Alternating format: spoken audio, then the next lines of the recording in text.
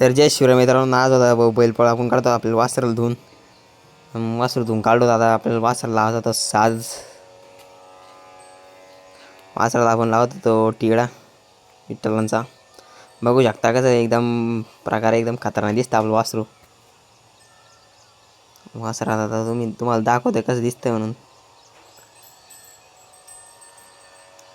लगेच आपण गेलो तर पाराकडे बघतोच काय का हो, बैल नाही झालते भाऊ सुरू.